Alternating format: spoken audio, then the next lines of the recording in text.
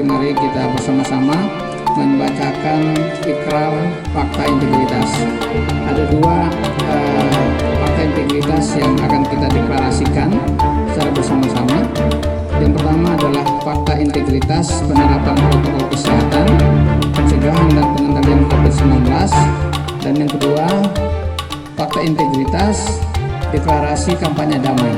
Fakta integritas penerapan protokol kesehatan.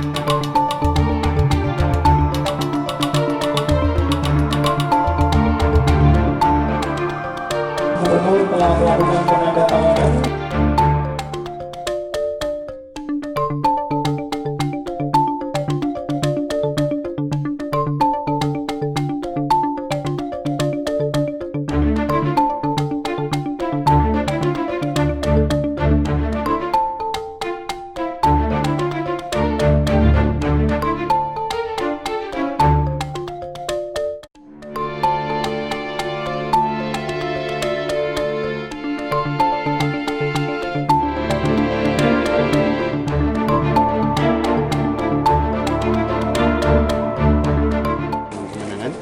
Karena memang saya sudah rencanakan dari awal.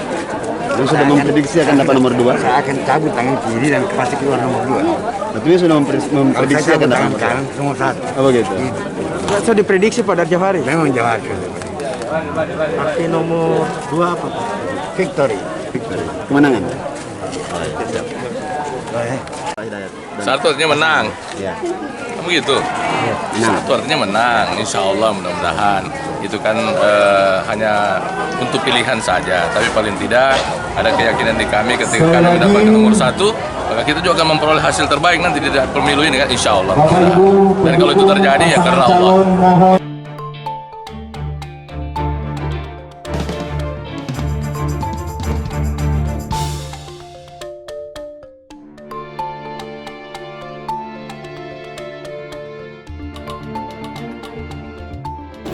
Terkait dengan penerapan protokol kesehatan dalam tahapan pemilihan, karena dia sudah menjadi peraturan, sehingga dia itu menjadi salah satu konsentrasi ataupun fokus pengawas pemilihan terkait dengan penerapannya oleh peserta pemilihan.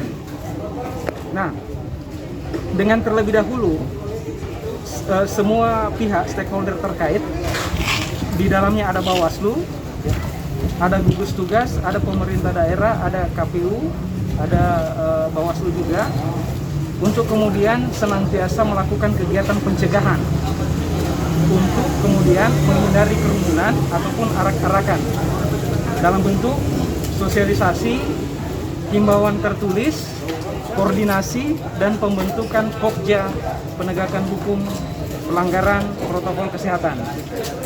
Nah, jika kemudian pencegahan telah dilakukan, tetap ada pelanggaran, maka langkah selanjutnya adalah berarti penindakan pelanggaran. Nah, penindakan pelanggaran ini dari sisi aturan masuk kategori pelanggaran administrasi. Nah, pelanggaran administrasi berarti ada subjek dari peserta pemilihan.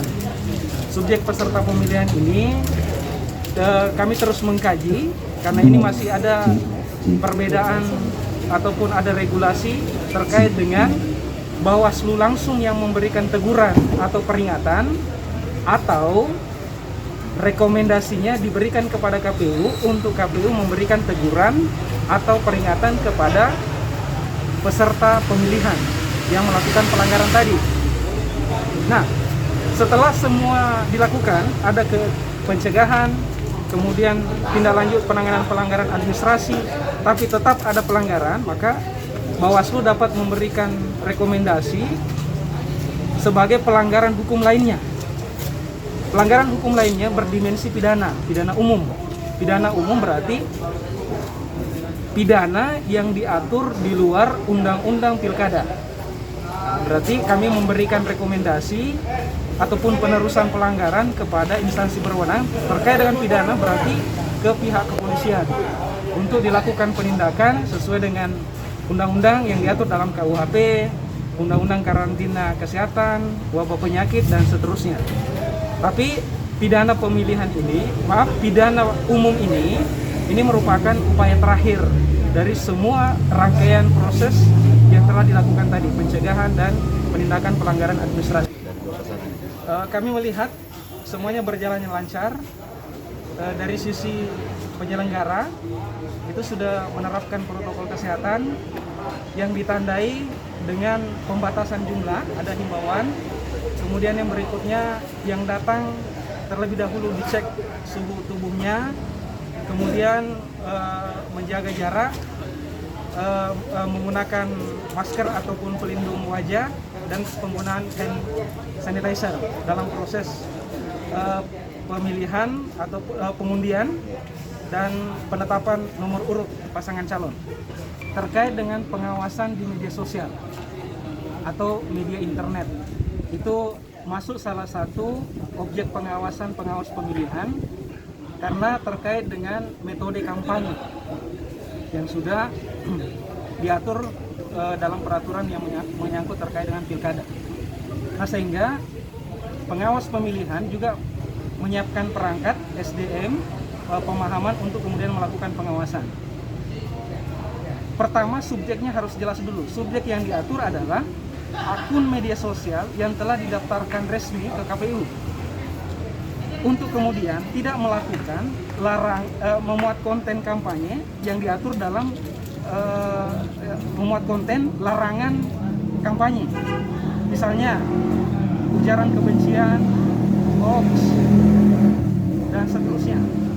Ketika kemudian akun resmi tersebut ada memuat konten itu, maka kewenangannya ada di pengawas. Karena ada indikasi pelanggaran pidana, maka dilakukan penindakan di Gakumdu.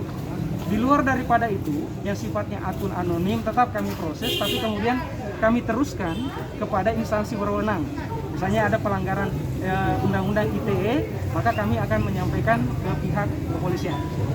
Saat ini belum ada akun peserta pemilihan yang didaftarkan resmi ke KPU. Kalau untuk anonim, tentunya siapa saja bisa memiliki datanya.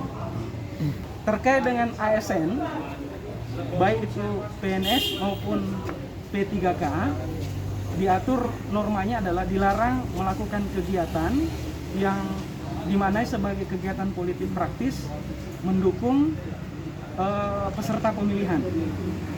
Nah, uraian bentuknya itu kegiatan politik praktis itu banyak, termasuk di dalam media sosial memberikan like ataupun komentar itu bisa dimaknai sebagai tindakan keberpihakan.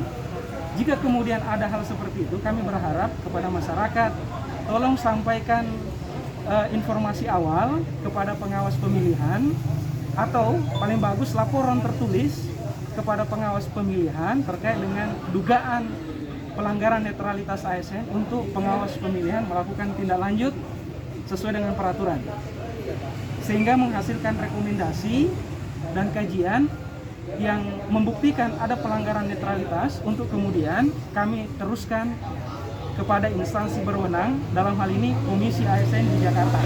Itu ditindaklanjuti sesuai dengan ketentuan. Cukup ya, terima kasih.